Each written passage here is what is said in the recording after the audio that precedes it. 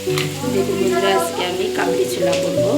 কাবলি ছোলার জন্য কাবলি ছোলার একটু আলু সিদ্ধ করে নিচ্ছি, সিটি দিয়ে রেখে দিয়েছি। আর এখানে পেঁয়াজ রসুন গোটা তেজপাতা ভাজা ভাজা ভাজা হয়ে গেলে আদা দিয়ে বাটা দিয়ে তারপরে চানাটা দিয়ে আবার প্রেশারে একটা সিটি দিয়ে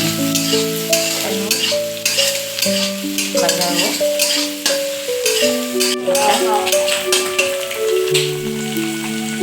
পেঁয়াজা রসুনটা ভাজা দিয়ে আদা দিয়ে আর একটু পরিমাণ মতো লবণ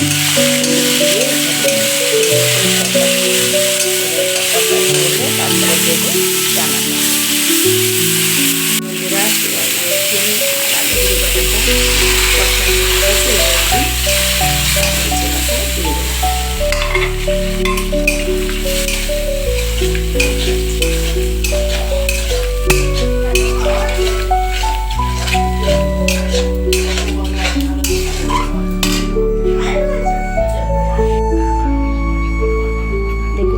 কাবলি ছোলাটা রান্না হয়ে গেছে, পুরো রেডি। এখন আমি পরিবেশন করব।